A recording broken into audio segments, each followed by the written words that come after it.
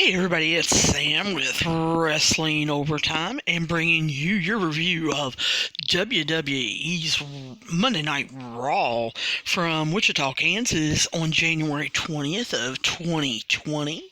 Of course, we got Vic Joseph and the King announcing for us tonight, and I absolutely can't wait. I am actually getting into the storyline of Seth Rollins and him being the savior of Monday Night Raw. I can't wait to see what happens next with him last week bringing Buddy Murphy into the fold and kind of want to see what's going to happen there. And then they're selling, it opens up with they're talking about Mysterio and Andrade. And I'm sorry, I hate to tell you, I'm not really looking forward to that match. We'll get to it when it comes, but not really looking forward to that match. But I am looking forward to, I read online that we're going to be seeing Randy Orton and Drew McIntyre, and so I am definitely looking forward to that match. You guys know, if you've been listening, that I am a big Randy Orton fan. But I'm starting to enjoy Drew McIntyre more. I feel like he actually has a little bit of a character. He's not part of a stable, and he is kind of finding himself and finding who he's meant to be in WWE. I actually hope that they give him a push. I know he's a dark horse pick for the Rumble coming up, next week, but I kind of want to see him do well. I want to see him get some kind of push this year. I thought he would last year, but just wasn't meant to be. Not sure exactly what all happened, but that's neither here nor there. And of course, who does not want to find out what is going to happen with the train wreck story that is going on with Rusev, Lana, Lashley, and now they've added Liv Morgan. So we've got a lot to kind of figure out. Of course, Monday Night Raw has to open up with Seth Rollins. Of course, he comes out with AOP, and they're joined by Buddy Murphy. All in suits, like the look, like the professionalism. I definitely see that, Seth Rollins has still got his glove on. I want to know if that, they haven't addressed it yet. I haven't seen an article on it. I haven't seen any dirt sheets writing on it. They haven't addressed it on TV. They haven't addressed it on WWE Backstage. I'm still wondering, Seth started wearing that glove before he started this new program, before he started the new gimmick of being the Monday Night Messiah. He was wearing the glove because he had hurt his thumb. And they were unsure there about a month ago about him being cleared. And he got cleared at the last minute for the pay-per-view. And he's had the glove on ever since. So I'm wondering now if they're just kind of leaving it as, part of his character. Is he like the Michael Jackson of Monday Night Raw? Or is his thumb still having issues? Are we looking at, after, WrestleMania, possibly Seth stepping away for a couple weeks or whatever and having to have surgery or anything like that? If any of you out there have heard anything, like I said, I've been kind of searching around, looking for something in articles, looking for anything in Twitter. You know how Seth likes to tweet, or anything in the dirt sheets. If you've heard anything or you know what's going on, holler at us at wrestlingovertime@gmail.com, or hit us up on Twitter or Facebook at Wrestling Overtime. Like I said, they come out. First of all, I have to say, hate Buddy Murphy's man bun. I am not a fan of any guy wearing the man bun. So any of you man bun people out there, you need a free haircut or whatever, feel free, write me, I might be able to meet you somewhere. We'll take a pair of scissors and we'll just cut that puppy off right underneath the rubber band, because that is just awful. I know a lot of guys think that it's wonderful and everything. It's not. Just stop. So I really will get to who comes out soon, but I'm gonna go ahead and mention him. Samoa Joe. Same thing for you, dude. Gotta get rid of the braided ponytail, rat tail, not sure what you got going on back there thing. Um, I was a little bit of a fan of him growing his hair out, and he had, kind of the curls. Come out tonight and had the braided, like I said, not sure if it's a rat tail or if it's a ponytail. Not real sure what he's calling that mess back there, but we need to fix that. KO, if you're listening, can you take care of that for us, please? Or maybe we can get a stipulation or something in their next match where no matter who wins, no matter who loses, somebody gets to cut Buddy Murphy's man bun, and then they obviously get to just shave that mess thing that Samoa Joe's got going on. But anyway, back to Monday Night Raw. Love that he is getting announced as the Monday Night Messiah. I am really enjoying this version of Seth Rollins. I've said before, I like the cocky Seth Rollins. I liked when he was the architect. He was an evil heel. When he was basically an extension of the authority, I enjoyed him like that. So kind of glad that he's back kind of in that mold. He seems to fit that. He seems to enjoy it. So, really am enjoying this. Seth, of course, comes out. Thanks to the crowd for their support and belief in him to lead Raw into making them, the premiere show. Well, you're welcome, Seth. I feel like the crowd should have said, hey, you're welcome. Threw him off his game a little bit. Saw where Seth would have took that.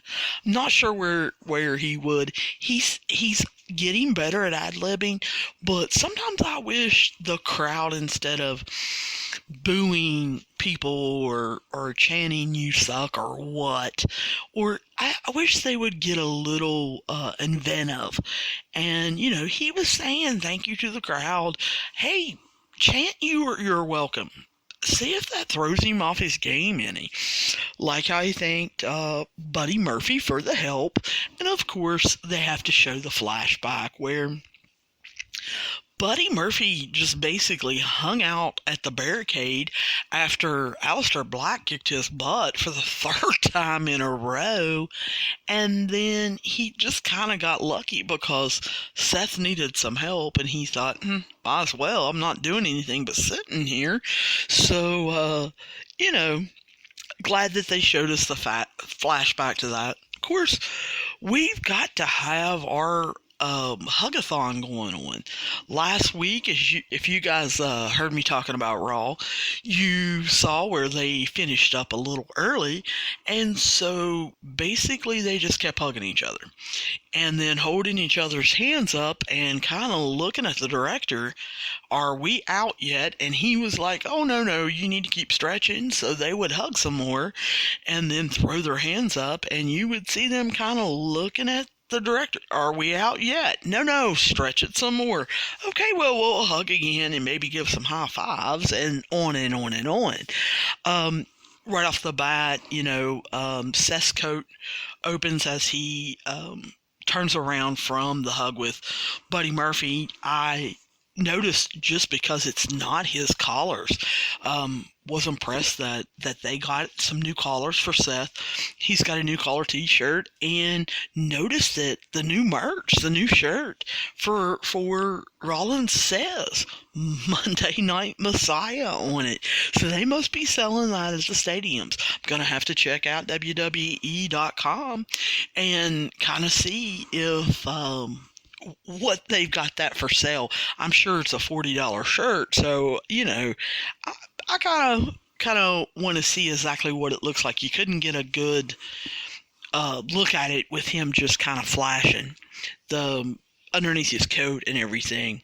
Loved how he said this is, fate and destiny that he's been put in this place to just basically lead Raw. Love how he turns, to the ramp and tells the locker room, it's time for you to make your decision. You need to be for us or you need to be against us. The battle lines are drawn. If you're not going to be on our side, then, and of course, KO has to come on out and make his presence felt, and he is quickly followed by Samoa Joe. I was excited to see that they both had microphones. I feel like KO and Samoa Joe are great talkers. This should be a good program that I really want to see continue. Just because Seth can hold his own on the mic, and so can Samoa Joe and Kevin. And so I really think that this could be a good program if they'll take the time to build it. Just not sure exactly how they're going to build it. I'm kind of getting the feeling we're playing it week to week, that we don't have a long-term plan, because KO says to Samoa Joe that Seth just talks too much. And that's going to be a theme all through the first hour and a half, somewhere around there. We'll talk about that more in a little bit. But anyway, he says, that Seth is talking too much, and he says, way to go in taking out the Big Show. And I'm like, say what? What are you talking about? Big Show shows up for 2 weeks and he's got to have some time off? Or did he already have plans? Or did somebody see something that I didn't see? How did they take out the Big Show? Are we sure that the Big Show is not making a turn? Is he going to come back out heel? Surely he's going to be in Houston, isn't he? I mean, what? I don't know. But anyway, they said they took out the Big Show. But he's quick to say, hey, you didn't finish the job. You didn't get rid of us. And so he promptly says, hey, we need to do less talking. We need to do some more fighting. So, of course, Seth, being the Seth we've seen for years, says, whoa. Yeah, not going to happen right now. Happen at the proper time, proper place. It kind of needs to be decided. So Joe, of course, takes his time. Says, whoa, you're the self-proclaimed Monday Night Messiah. We've got to get it on. And AOP, of course, steps up, starts yelling at him for him, basically to come on. Not sure if it was scripted or Seth just kind of came up with it. I enjoyed his comeback saying, I can forgive. Playing on the Messiah role, I can forgive you, Joe and Kevin, but AOP, they don't do that. They haven't gotten to that point yet where they can forgive people. So I thought that was, interesting. Love, he says, it's 4-on-2. If you want to come and dance with Destiny, then, come on down. So really enjoyed Joe's comeback. Well, Seth, you're talking so much, you're not listening. We never said it'd just be us, that we were the only ones. So you knew somebody was coming out. I couldn't think quick enough, who do I want to come out? Because that really hadn't occurred to me. It was wrong on my part, because WWE is finicky. Big Show is come and go. He's as bad as Brock. So, I couldn't think fast enough. Well, who are two people that can come out and join them? So I really didn't have any favorites. But the Viking Raiders music hits and they join them. They go down the ramp and basically take on the four of them.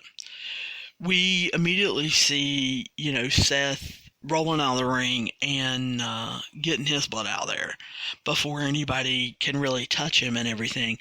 And then, the four of them pretty quickly take AOP and Buddy Murphy and destroy them enough that they have to roll out of the ring.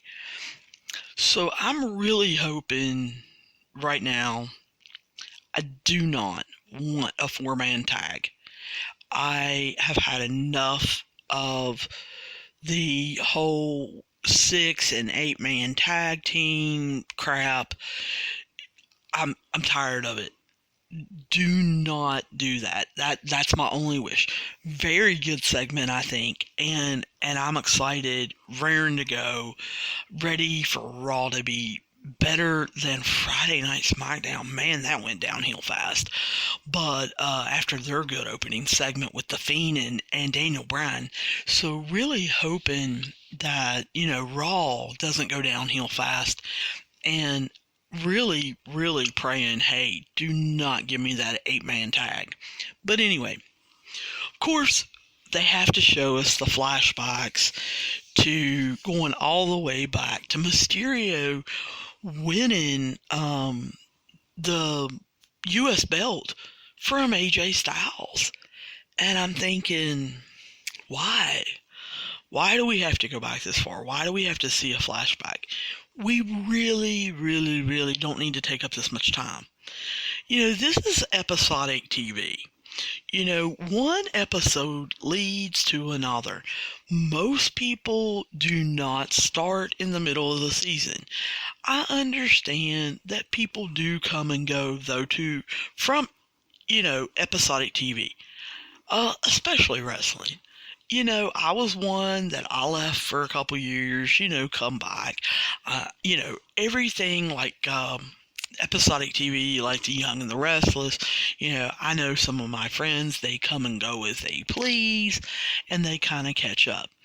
But, Young and the Restless kind of fills you in without doing, oh, yesterday, blah, blah, blah, or last week, blah, blah, blah.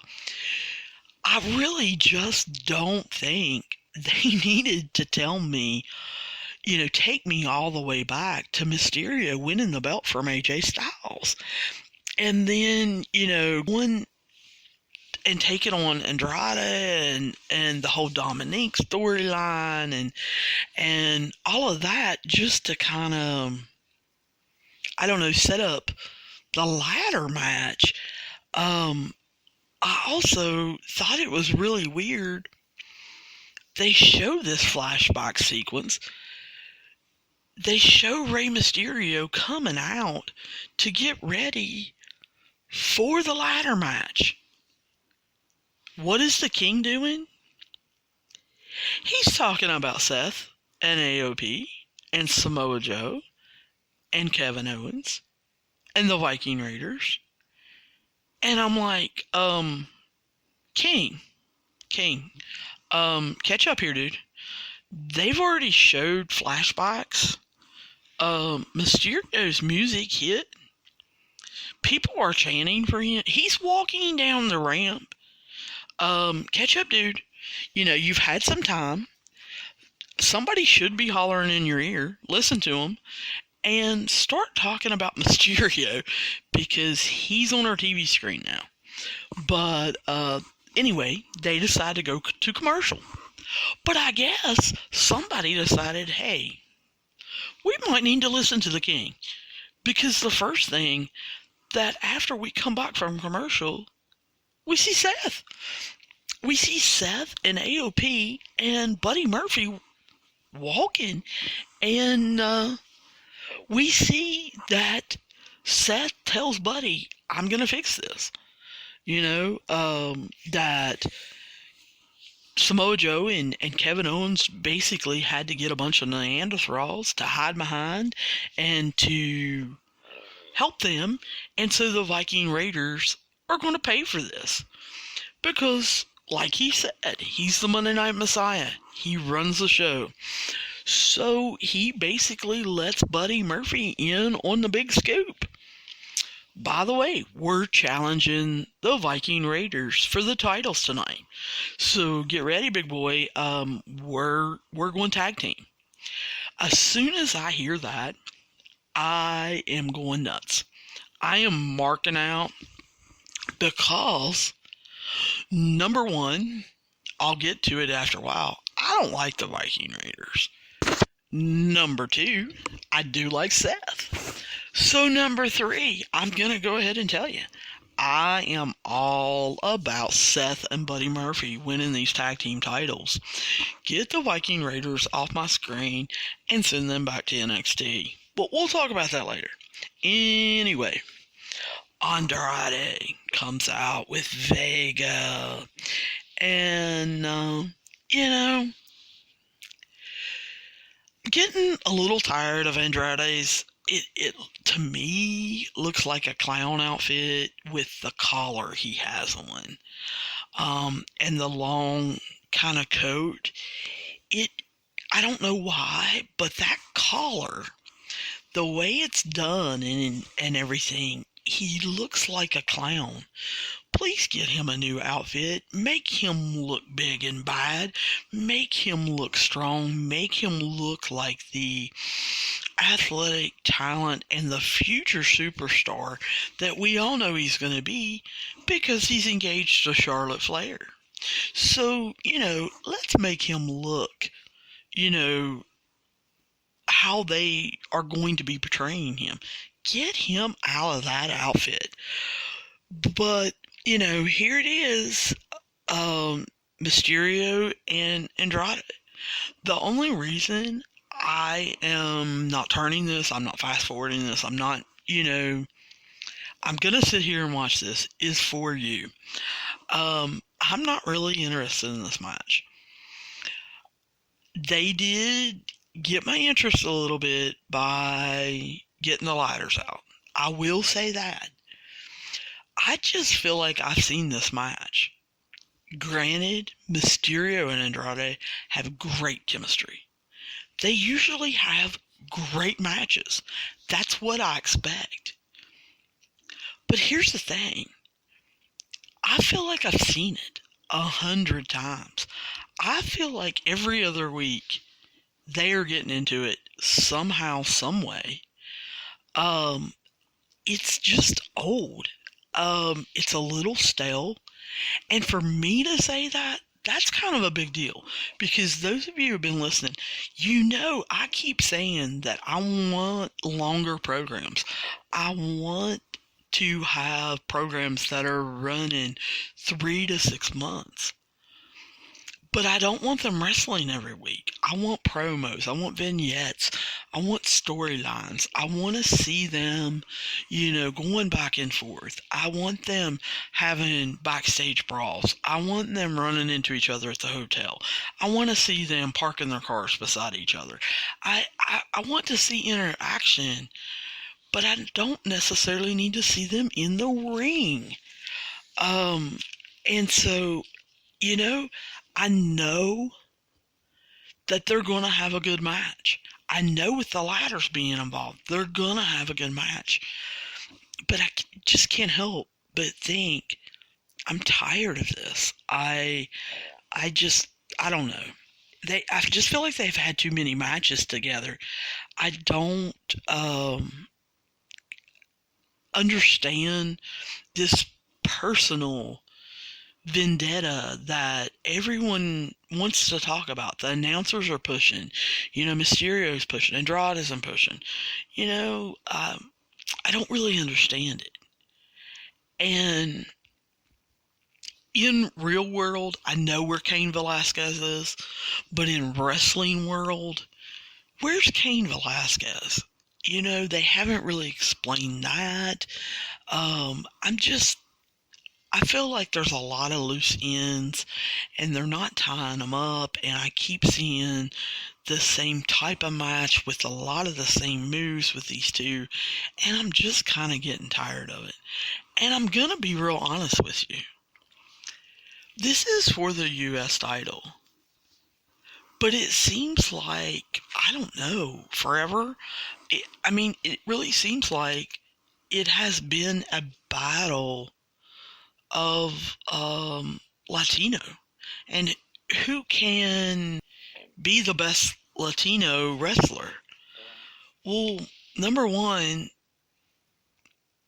there can be more than one Latino wrestler. I'll let you in on a little secret. There can even be more than one Latino wrestler that wrestling fans like. It's really, I don't know, kind of irking me with the WWE really kind of pushing all the Latinos in this area. I mean, we've got Rey Mysterio, we got Humberto, we've got Cain Velasquez, like I said. You know, we had Andrade. Why are we just kind of, I don't know, shoving them all in this one area? You know, after Andrade won the title and Mysterio was injured, you know, he was taking on Lucha House Party and stuff like that. It just, I don't know. It feels wrong to me. I want to like more than one Latino wrestler. I don't want them always going up against each other. Let's end this program and let's, you know, spread this out. So, you know, kind of watched, kind of checked my phone. Really liked when they set up the ladder in the middle of the ring with the two ladders going off of it. I like that setup with the two ladders kind of going to the ring post. I thought that was interesting. Kind of wanted to know what they were, you know, doing. But they just about lost me when, you know, Ray's climbing up the ladder the first time, and I'm like, okay, boom. And I'm one that likes to get in make-believe. I will be all about going into wrestling world. But I'm sorry. Even I know that Rey Mysterio has been wrestling, I don't know what, 80 years? No. I mean, he's been wrestling for quite a while. He's already figured out he's short. So I find it real hard to believe that he's on, like, the third rung from the top. He might have been on the second rung from the top, but I'm pretty sure it was the third rung from the top, and he's reaching for the belt. No, he's not. In real life, he is not going to stop from the third ring of the top, because guess what? He's lived in that body all his life. He knows he can't reach it from there. So he is going to climb his butt up at least one more step. I really wish that they would have maybe had him climb to, you know, the second from the top step, or even get on the top step, and while Andrade is climbing, he's wobbling the ladder, and we see Rey, you know, struggling with his balance as he's trying to reach for the title. And he's really, you know, doing that balancing act, and he has the athleticism and the balance to pull that off and make it look more believable. And, you know, I can't help but being like the crowd. Man, when they both fell onto the horizontal ladder, both of them, you know, I was pretty impressed. That was my spot, and the ladder didn't break, and the ladder, it was jarring, and you could actually see them. Nice 619. I wonder if Vince was screaming, though. It was done to basically the audience side of things. Ray usually pays attention, and he does his 619 to the hard camera side, and so that we get to really, really see it on camera. So I thought it was interesting, you know, Andrade set it up, and Mysterio, he went ahead and did the 619 to the crowd side. And I found that interesting. I was thinking in my head, oh, I wonder if Vince is back there. He's about ready to pop a coronary, and he is yelling at someone. I enjoyed Ray again, climbing up the ladder, and this time hanging onto the bar when Andrade knocked the ladder out from under him. I also enjoyed that we could actually see how tall Andrade was, because he was actually reaching, Ray's feet, and that looked believable to me and everything. Of course, Vega has to get involved, and Andrade, of course, keeps his title. I called that one, I guess last week, maybe 2 weeks ago, because as soon as I saw that they put Mysterio into the Rumble, I said, oh, he's not winning the belt. Andrade is either entering the Rumble, or more than likely he's defending the belt against someone else. And I'm thinking, are they really going to bring someone in with a week's notice to take him on? He's got to be in the Rumble. But I called it and said, Mysterio's not winning this. So he didn't. So I thought, match over, we're done. Andrade starts yelling in Spanish, and Vega starts removing the mat. And I'm like, hey, they're going to bust old Mysterio up. Well, I wish they would have got a better camera angle, because it was really either done too quick, that they couldn't get the camera angle over there, or somebody missed a call, because you don't really see Humberto come out of the crowd. He has a Rey Mysterio mask on. They had been showing them these 4 or 5 people wearing Rey Mysterio masks, the whole show up until this point, and I really hadn't paid attention to it, but it factored in that he jumped the barricade and he had the Rey Mysterio mask on. And Andrade, of course, looks confused. He pops the mask off. It's Humberto. And he basically stops Andrade from hurting Mysterio, pays him back and everything. My question is, does anyone care? I don't know Humberto. I know him from reading articles and following, like I said, the Rumor Mill, the Dirt Sheets, all of that, listening to different podcasts.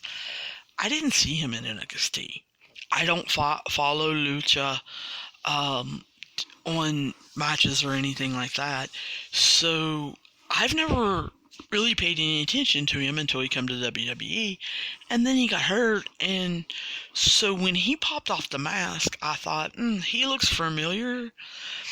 They told me who he was, and I was like, oh, that's who Andrade's taking on next week. And to me, that's stupid.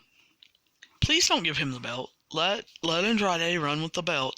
Just give him someone that is not Latino to defend it against. Move on to a different program, because I'm sorry, I just don't care about this right now. I can't get into it, and I want to. He has the belt. I want to be able to get into this program. We've got to find something new. I hear the music. I see the graphics. Aleister Black. He, I'm excited. I love his entrance. I know I've said that 50 times, but I do. I love his entrance. And I'm thinking, gee, he has finally gotten rid of Buddy Murphy. He has kicked his butt and beat him all over the arena for, the last 5 weeks. What's he going to do now?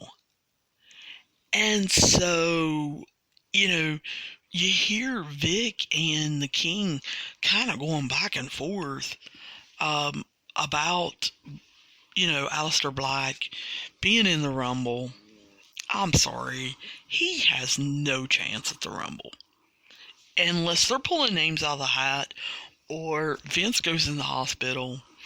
Yeah, Aleister Black at this time has no chance at the Rumble. Do I see him in a couple years maybe having a chance at the Rumble? Oh, yeah. Just not right now. Not right now. So I'm like, who's he getting into his new program with?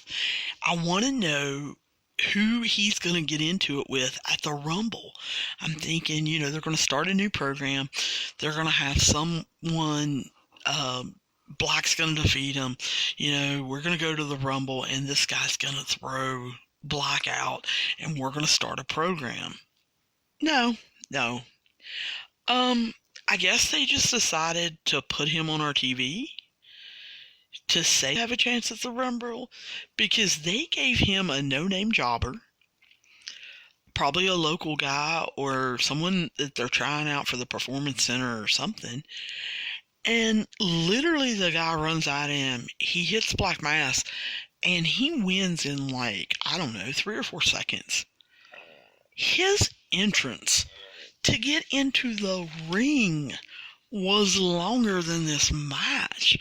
I was so disappointed. I was just like, man, I know this is supposed to make him look like, this guy that has this big chance of winning the Rumble. We all know he doesn't. Set something up. So, little disappointed there. And then, we come back from commercial, and Brock is there with, of course, Paul Heyman. And they come out, and I'm still irritated. I like Brock Lesnar finally got a new graphic, behind him as he's coming down the ramp. The pyro's going off, But his graphic looks like Seth Rollins' graphic. And I know I said that 2 or 3 weeks ago. I am totally shocked they haven't gotten rid of that yet, or they haven't redesigned that, or people haven't noticed that. They both got the fire thing going on, and with them being on the same show, I think it would be totally different if one was on SmackDown, one was on Raw. But we just saw Seth come out to the fire, burn it down graphic, not, 45 minutes ago, half an hour ago. And you're having Brock basically come out to the same exact graphic. You couldn't even change the fire to make it look different. That's just irritating to me. So, of course, again, we're feeling time. That's what I'm getting. This is supposed to be a go-home show. This is supposed to get us excited about the Royal Rumble.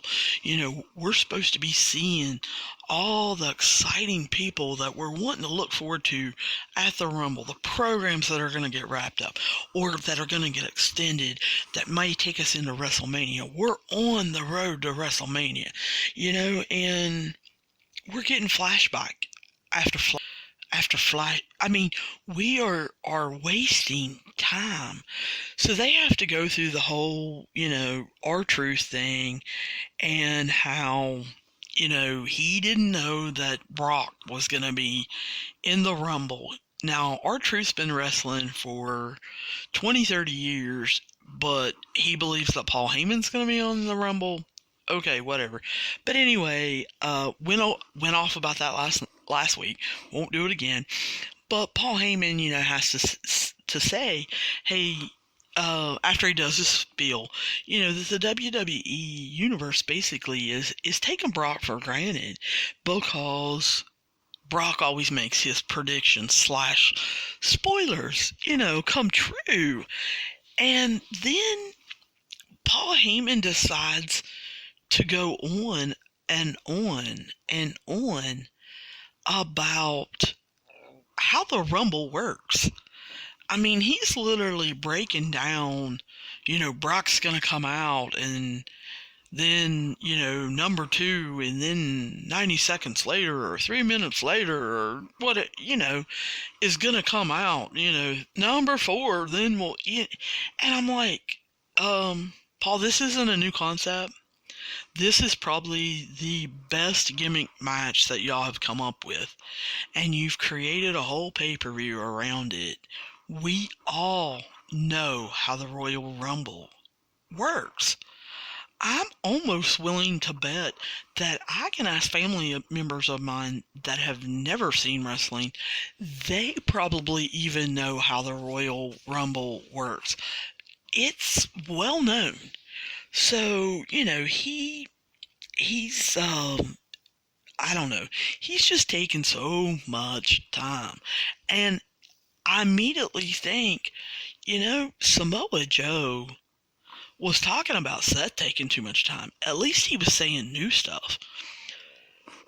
Paul Heyman's not. He's coming out with the same spiel. My name is. And then he's going into explaining what the Rumble is. And I'm like, oh my, let's get on with this. I did enjoy him.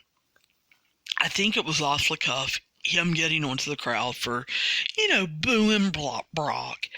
I do love that Paul Heyman, when he goes off script or he plays with the crowd, or if he has someone in the ring that he can kind of be a foil to, Paul Heyman does one of the best promos around, and he can get heat in 2 seconds, and I do love that. What shocks me is Ricochet's music hits, and I'm like, oh yeah, never thought about this. Let's get this program started. Ricochet is a little smaller guy, extremely athletic.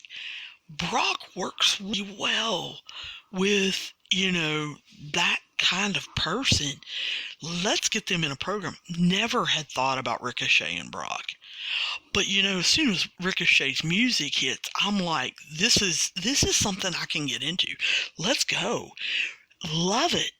Ricochet says, Paul, you're talking too much. And that's what I'm saying.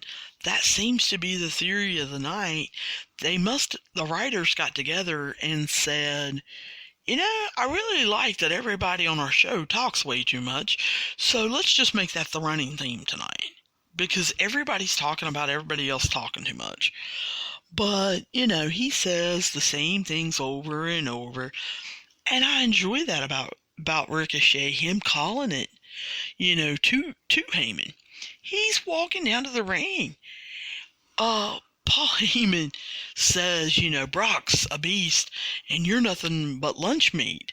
And I love it. Ricochet just comes back with, okay, yeah, but I'm not scared to step in the ring with Brock.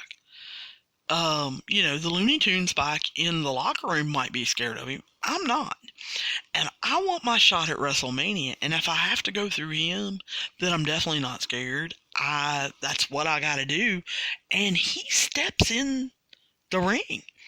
He challenges Brock right here, right now. And Brock, of course, has to look at Paul Heyman. They silent thing. And they're both taking off, ready to leave. And I love it that Rick just says, hey, are you scared? And, of course, you gotta know Brock's not gonna let that one go. So we see him, give the stare down, get in the ring, and, of course, all of us are expecting an F5. He low blows Ricochet and picks up the mic, and in his little Mike Tyson voice says, not scared. Or, not scared. Because that's why Paul Heyman talks for him. He talks like Mike Tyson. And a lot of people, don't hear him talk a lot. That's why. So I can't believe for 2 weeks straight they've actually let him talk. He talked to R-Truth and tonight to Ricochet. But I kind of hope that they get this program going. It makes me think that a SmackDown person is actually going to win the Rumble. And they are leaving an opening that they may do a Ricochet Brock program. And I'm intrigued by that. I really honestly am. So then, of course, they've got to interview my man, the Viper. And, you know, they ask him, is Drew McIntyre up to par with you? Well, I'm not real sure why that was even asked, why we're having this interview. Number one, the answer is no. Number two, there's no one that watches wrestling that would think that Randy Orton would say, oh yeah, he is. No, that's not Randy Orton's character. So I don't even know why you would ask that question. Like I said, basically, again, waste of time. Not sure whether we're trying to make him a babyface.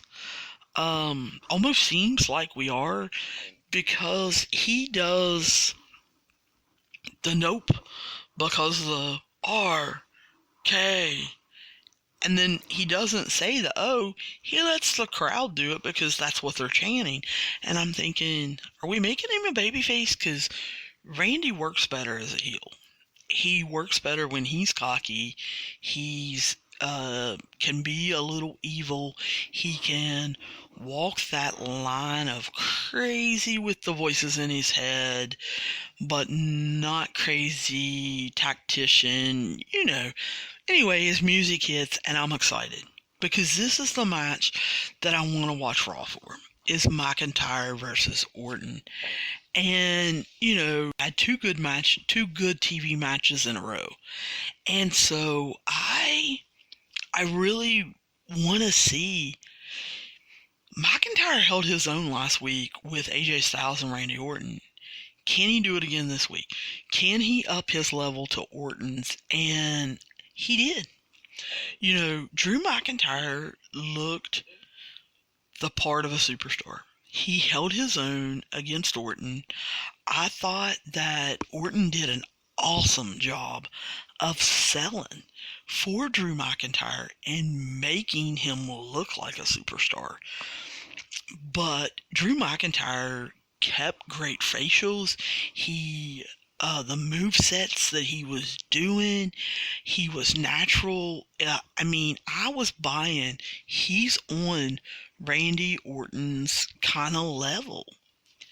Was shocked though, when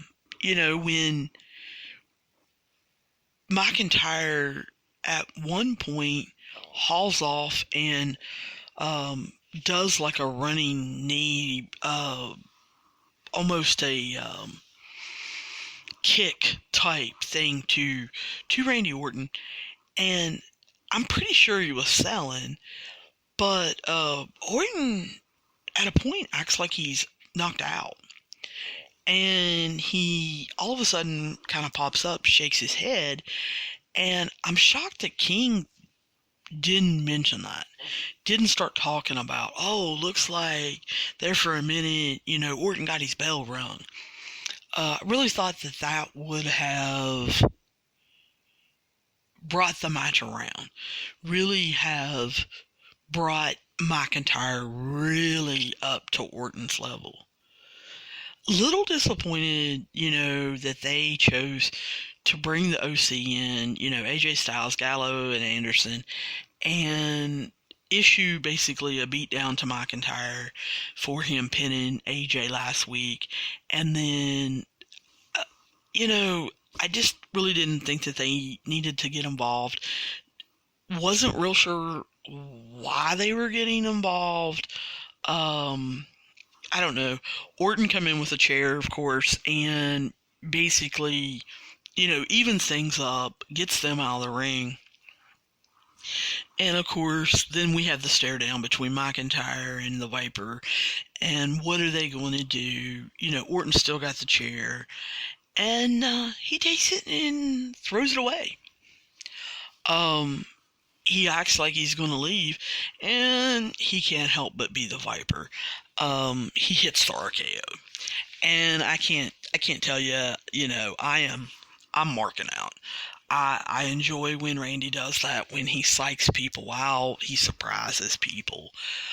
I really marked out, though, when Drew McIntyre is just more confident with himself since he's come back to the WWE this time. He grabs a mic, starts yelling at Randy Orton, even uses his middle name, and eventually says, "Get me a mic that works." He gets a new mic, and he's laying on the mat as he's trying to talk to Orton. He's selling the RKO awesome, like he can't talk, his neck's hurting, all of that. And he's saying, "I should have claymored you when I had the chance. You won't surprise me again. I know that people say the RKO is out of nowhere. Now I know that it can be out of nowhere. You won't do it again. And I'm going to the Rumble. I'm going to win. And I'm finally going to main event WrestleMania."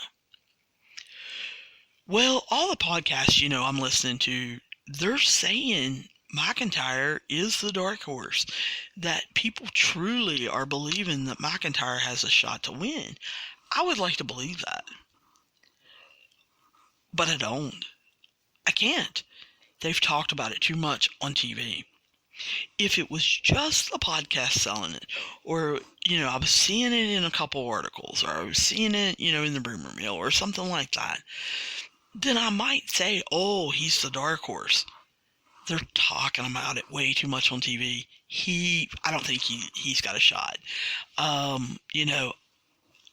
wouldn't be surprised if, the OC gangs up, pops him over, or somehow, him and Orton gang up and take the OC and AJ out, and then maybe they are trying to get each other out and both come out at the same time or something like that.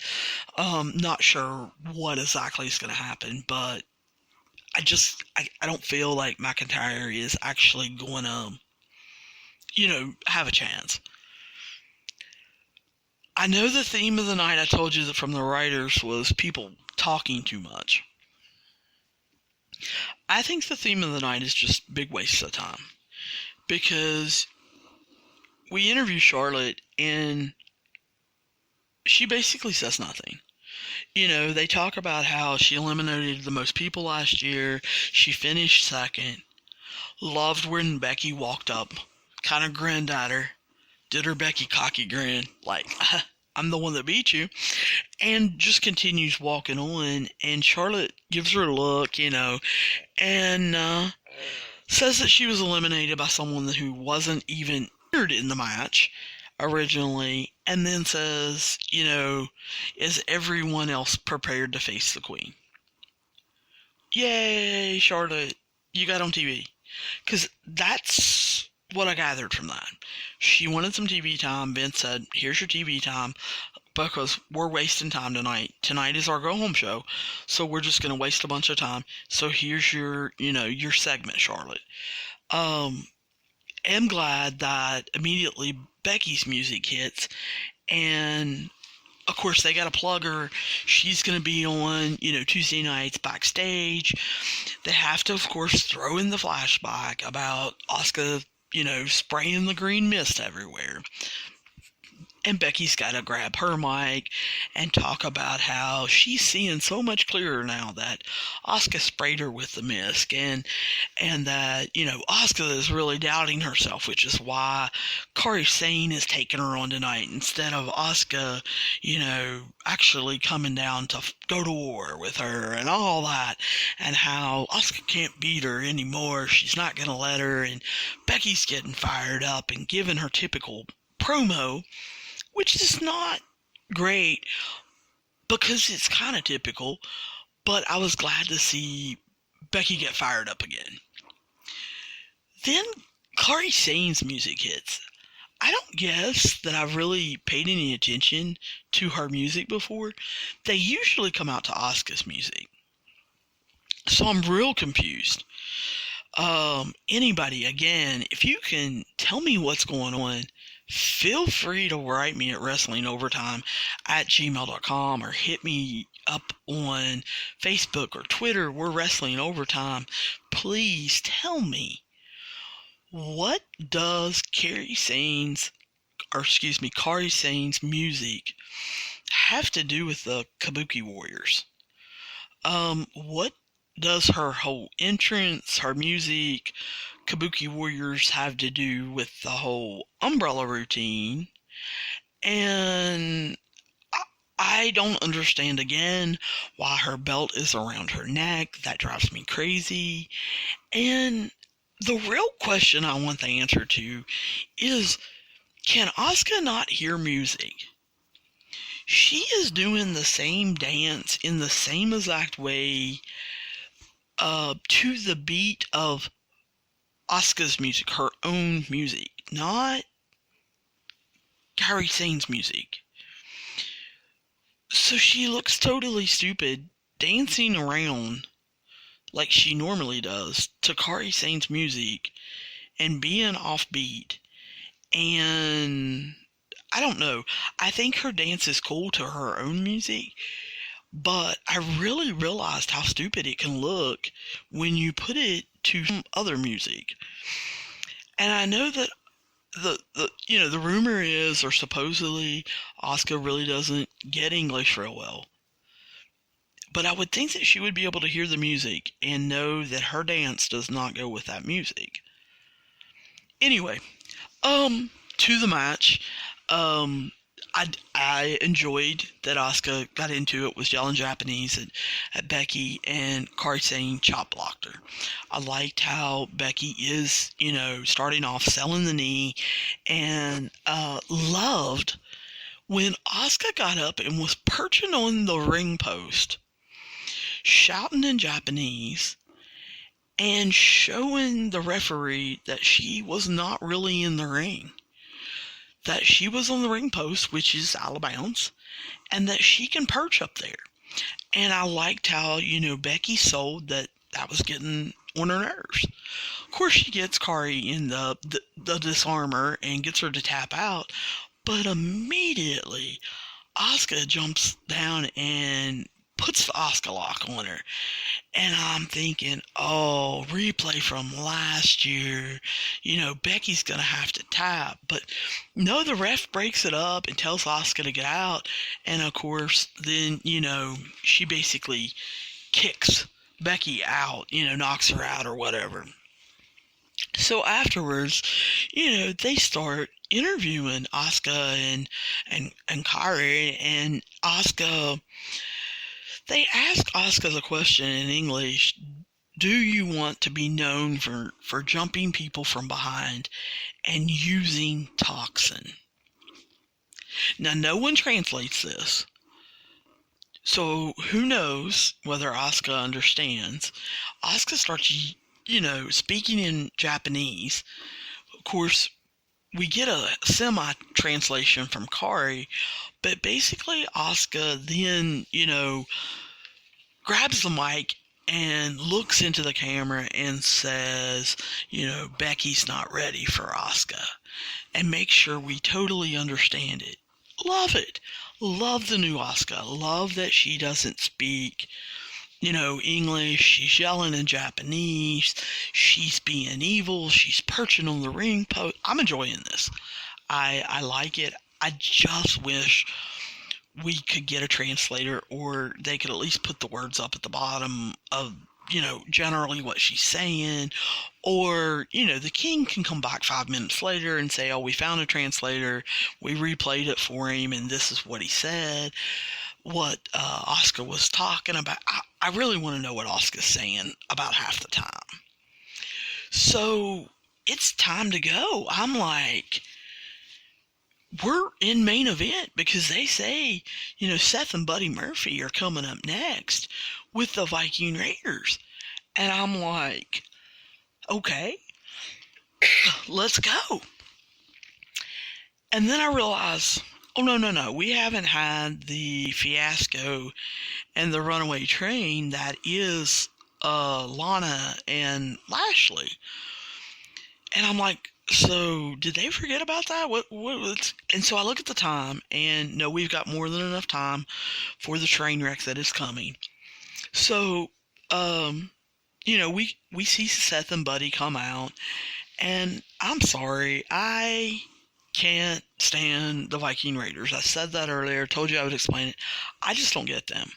I don't get their gimmick.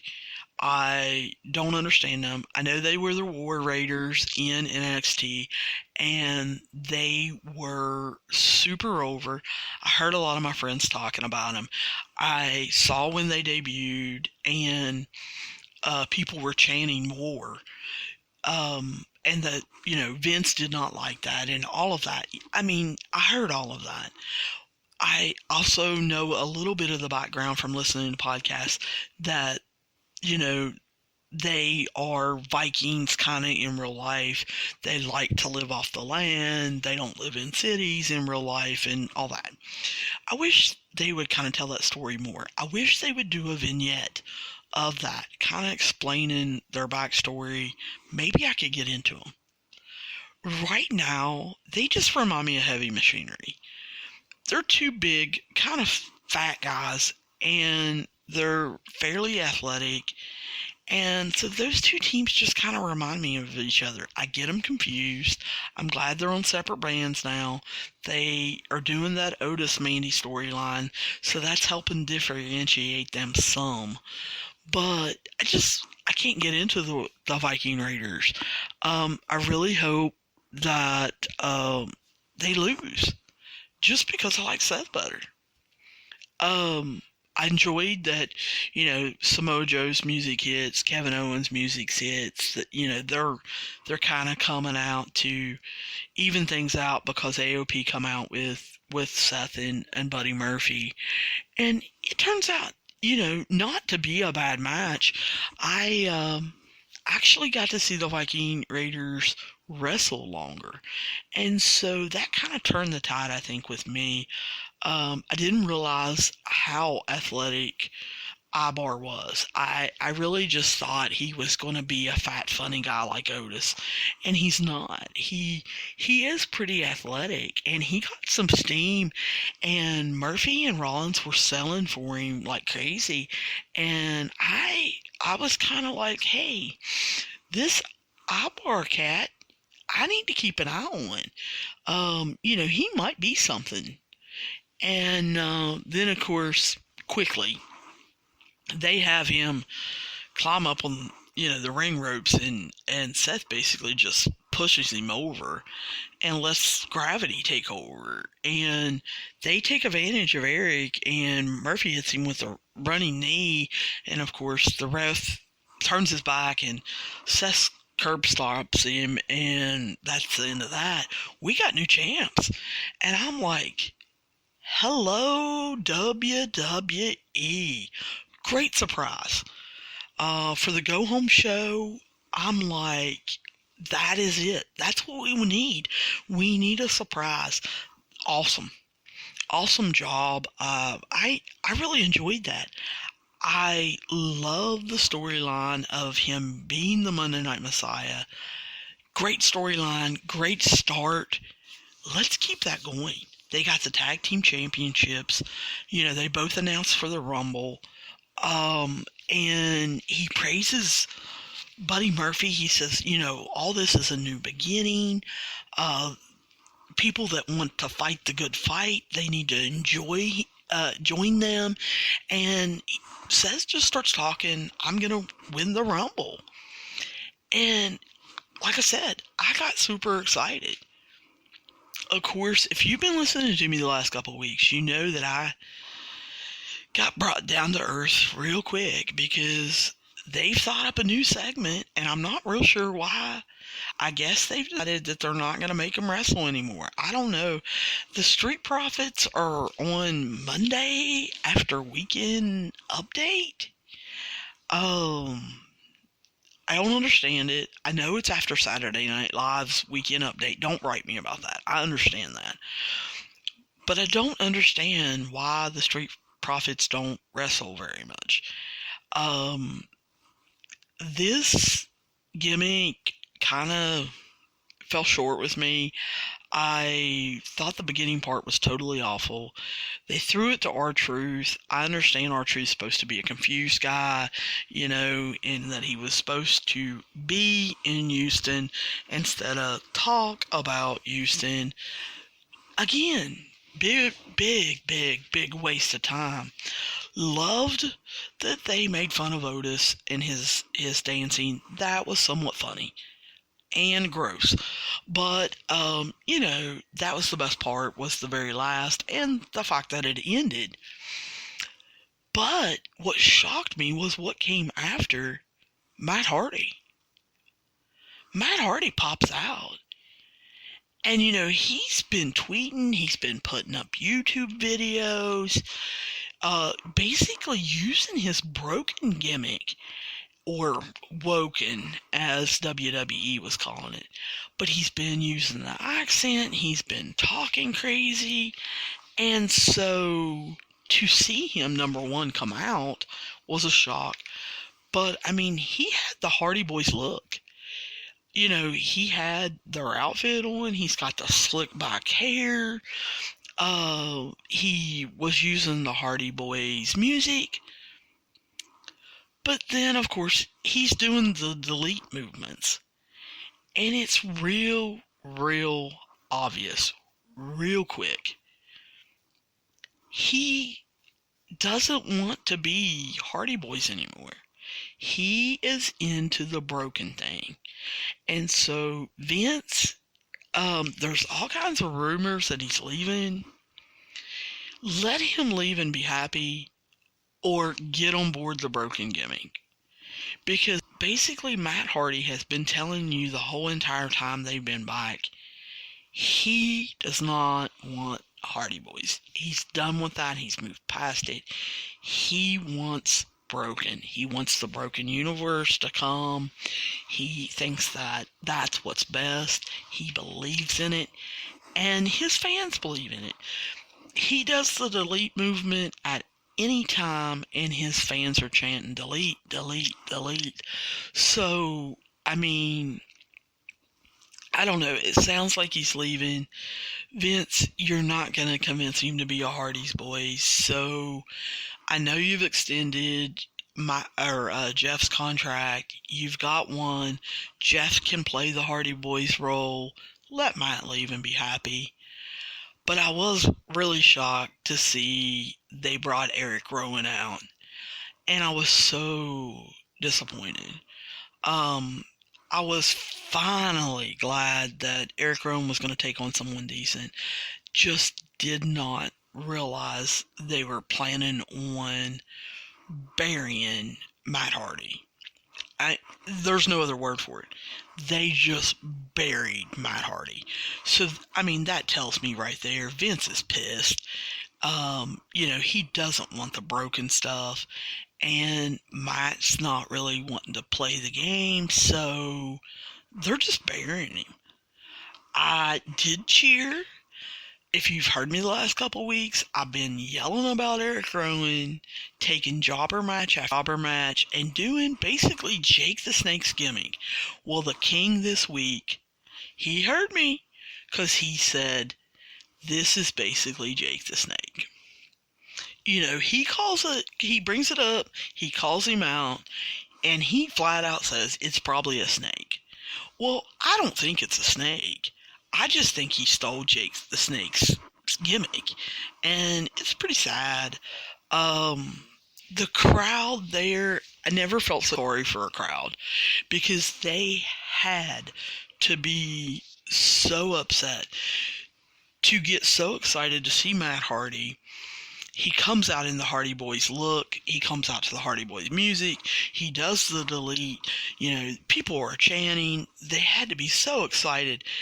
Then to go on that roller coaster, Matt Hardy did no Hardy Boy moves. None. He didn't do Twist of Fate. He didn't do anything. And so for him just to be jobbered out to Eric Rowan, awful. Just absolutely awful. So then they've got to show more flashbacks. Again, we've got to waste time. Of, Lana and Rusev and Bobby Lashley and Liv Morgan. And I'm just like, can we have this? Can we have this mixed match? Well, no, we've got to We've got to waste more time. So we've got to show Samoa Joe and Kevin Owens again. And I'm thinking, you guys have 100 wrestlers. Can we get some other people? We've seen Kevin Owens and Samoa Joe. This is the third time now. And I like them. I love both of them. But we've seen them 3 times. And basically this time they're on to announce they're both going to be in the Royal Rumble. Okay, congratulations. Have the King say that while he's calling a match. And then, KO's got to say, well, we're going to make sure Seth doesn't win it. Yeah, no, duh. We already knew that. You didn't have to tell us. Then Joe has to say, well, the Rumble's all about being every man for himself.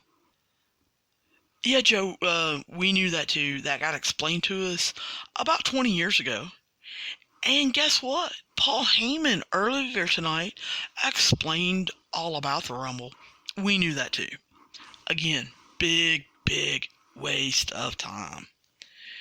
Although they jumped immediately to another interview. I liked the little interview vignette thing with Mojo Rawley. Mojo's got the 24/7 title. He says he's changing things. I'm not going to run around. I'm not going to be a coward. And I'm going to take on people. And, of course, he beats up the Singh brothers. Nothing special. I think I might be able to beat them up.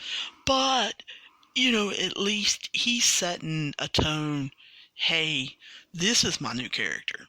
I'm not going to be a coward. I'm not going to run away. We're going to take on all comers. Congratulations. That is something I want to see. That is, a quick, down and dirty promo / vignette, whatever you want to call. And we find out something new. We don't know. We see someone new and exciting. There's some action there. It's not in the ring. It's worthwhile to me. Make stuff worthwhile. So again, like I said, kind of been looking forward to where is the car crash going as far as Lashley and Lana and Liv Morgan and Rusev. Lashley and Lana come out. What in the world is Lana in? Is she in a muumuu? She looks bigger than Bobby Lashley in that muumuu. I mean, seriously, could they not have put a belt around that or something? She literally looks like she's bigger than Lashley. Could they get something more unflattering for her? Then I'm going nuts. 'Cause the King? Come on, Jerry. I know you gotta sell this match and it's crap. But really? He says, I can't remember when the last time was a married couple competed in the WWE ring. Say what? Come on. Jerry Lawler, I listened to your podcast. You remember stuff from 40 years ago.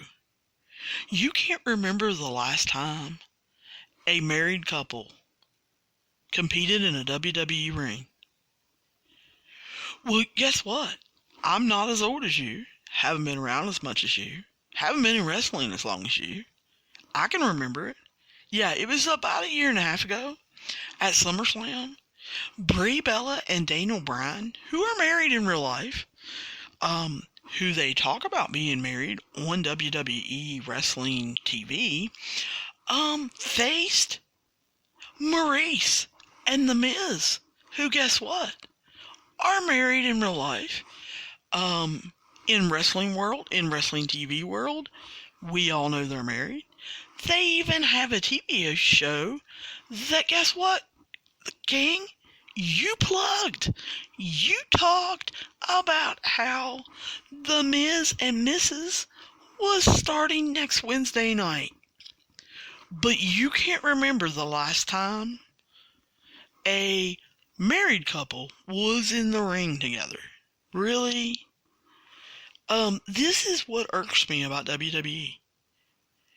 They take stuff that fans know and they just assume either number one, we will make believe that whatever they say is exactly right, or that we're totally stupid. You cannot, I'm sorry for going off on this, but you cannot advertise and plug The Miz and Mrs. as a real life TV couple or as a real life couple, and the TV show's about their real life and their two kids and their parents and their home, and then turn around 20 minutes later and say, I don't remember when a WWE couple has gotten in the ring. Well, you just plugged one of them. How about that? How about you looking through your notes and seeing where you plugged for them? Absolutely ridiculous. Man, oh man. But anyway, this train wreck continues to be a train wreck. It was totally sloppy, and I mean all parties involved. Excuse me, sorry for... I did love that Liv Morgan kicked Bobby Lashley. We got to see some of the athleticism that we hear about. You know, we know that she got taken off TV. You know, there were rumors that she was injured. There were rumors that she needed to go to the performance center and actually work. I don't know what's true. It doesn't really matter. But all I've heard since the rumors of her coming back was how she has gotten better at wrestling and how athletic she was. We got to see a flash of that with that kick to Lashley. But that's about it. The rest of the time was spent chasing Lana around the ring. And I don't know. It's awful. It's absolutely awful. So, you know, it ends in typical fashion. Lana distracting Rusev and Lashley hitting a spear. Lashley's only move is the spear. And then he pins Rusev. Are they burying Rusev completely? Is his contract almost up? Or has he said something that I don't know anything about? Has he acted up? Did he get drunk and get a DUI? Has he cheated on the wellness policy? What is happening to poor Rusev? I know that he is getting himself over with Rusev Day, and Vince didn't like that, and it's still happening. But come on, don't bury the guy. Not to Lashley. If you're going to bury him, at least bury him to somebody decent. I want this train wreck to be over. Number one, I want Lashley off my TV. They want to keep Lana? Cool. I like crazy evil Lana. She's good for some laughs. Give her a 3 to 5 minute segment. Have her fighting with Charlotte Flair, please. Because you want Charlotte Flair on my TV every week.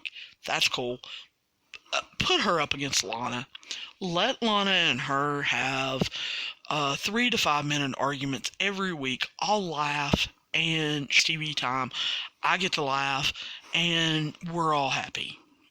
But man, oh man, get Lashley off my TV. You guys, I'm gonna get out of here. I ran a little long. I am sorry that, we're at 1:18 now. I was hoping to get this done in about an hour, but I went off on a couple rants there. Please forgive me. But, I hope that you enjoyed yourself. If you guys, have any questions, comments, problems, or protests, or you guys want to tell me I'm wrong about something, or that you want to agree with me on something, feel free to hit us up on wrestlingovertime@gmail.com, or to tweet me or hit us up on Facebook on Wrestling Overtime. I look forward to hearing from you guys, and I will be back and talking to you guys about AEW soon. I can't wait. We are going on the Jericho cruise, and I am excited to see those matches and what should be happening. I kind kind of hope that they give us some outtakes, not just of matches, but what's actually happening on the ship, like when wrestlers run into each other. So I am really looking forward to that because I know it was taped earlier, and so I want to see what AEW can do with a taped show. So I will be talking to you guys soon. Have a great one.